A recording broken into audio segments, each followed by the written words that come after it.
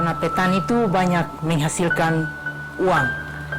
So perlu kami pergi ke Malaysia, ke Kalimantan. Kalau tidak ada petani ya kita tidak akan makan.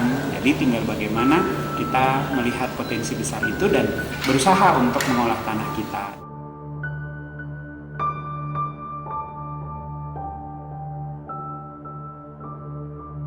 Alasan saya menjadi petani karena dari cara bertani saja saya bisa mendapat uang yang banyak walaupun saya tidak mempunyai pendidikan yang tinggi, tetapi melalui pengalaman saja kita bisa sukses.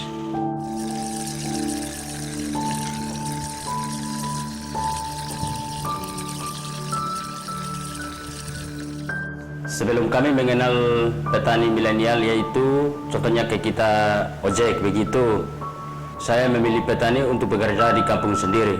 Karena kita pergi untuk kerja di perantauan, kita harus butuh contohnya ke uang tiket. So perlu kami pergi ke Malaysia, ke Kalimantan untuk kami menjadi buruh migran, tetapi kami mengolah tanah yang ada di kampung kami sendiri karena di kampung kami sendiri banyak menghasilkan uang. Milenial itu sebenarnya mereka punya semangat yang tinggi, semangat yang besar, tenaga yang masih muda, yang produktif, sehingga sayang sekali kalau mereka itu harus pergi berdagang nyawa dengan menjadi buruh migran, apalagi banyak sekali melalui jalur ilegal. Pergi ke sana juga pekerjaan juga sangat sulit, misalnya mereka tinggal di hutan-hutan jauh. Kalau mereka tinggal di kampung, mereka sebenarnya punya potensi yang besar juga. Hanya mungkin mereka perlu untuk didampingi dengan baik.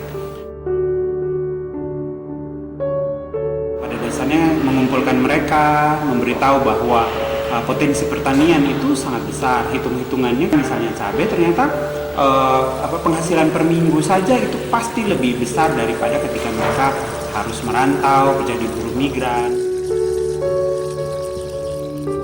Kemudian kita coba untuk berjejaring, puji Tuhan ada orang yang Amazing Farm dari Bali itu mengizinkan untuk anak-anak itu untuk pergi belajar di Bali.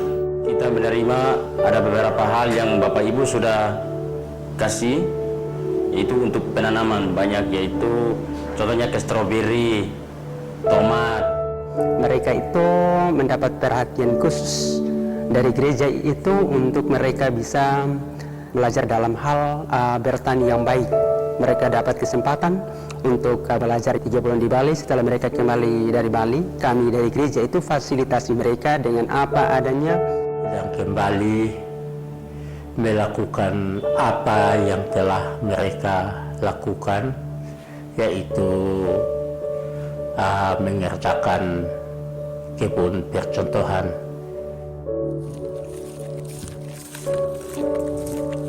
Kita harus membersihkan rumput-rumput yang ada dan kemudian kita harus mengolah lahan itu dengan menggunakan linggis dan cangkul.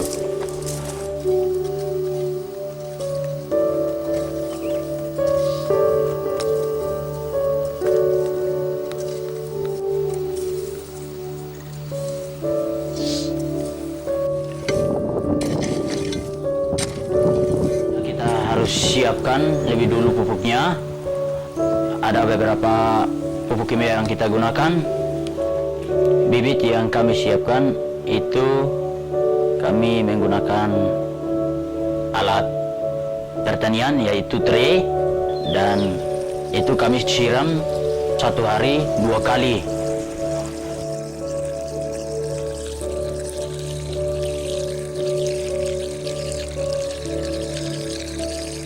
Saya merasa senang ketika melihat pemberdayaan ekonomi jemaat ini. Semua yang mereka lakukan itu walaupun ada tantangan, tetapi mereka kerja dengan hati yang tulus dan mereka kerja dengan penuh tanggung jawab. Karena mereka tahu bahwa ini dari gereja, sekaligus kami mendukung pemerintah untuk anak-anak kami jangan kerja ke luar negeri.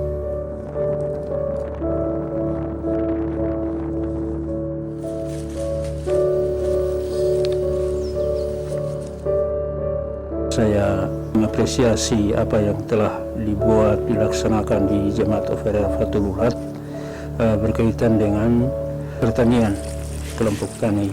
Saya melihat bahwa program yang telah dilaksanakan oleh gereja sangat membantu masyarakat dalam hal pemberdayaan, peningkatan ekonomi masyarakat ke depan. Saya juga mendukung kegiatan ini untuk terus dilaksanakan atau terus dijalankan. Ke depan juga dalam perencanaan pembangunan kita juga akan ada yang namanya bantuan pemberdayaan. Jadi dana desa yang ada nanti kita juga masukkan. Mari jadi petani. Petani itu bukan pekerjaan orang miskin. Petani itu bukan pekerjaan orang bodoh. Petani itu bukan karena kita tidak punya skill apa-apa sehingga jadi petani. Tetapi petani itu adalah orang-orang yang menjamin keberlangsungan kehidupan banyak manusia. Kalau tidak ada petani, ya kita tidak akan makan. Jadi tinggal bagaimana kita melihat potensi besar itu dan kita berusaha untuk mengolah tanah kita di mana Tuhan izinkan kita. Saya mengajak rekan-rekan muda yang ada di Jemaat Ofera Fatulurat, mari bergabung dengan kami karena bertani itu bukan pekerjaan yang rendah.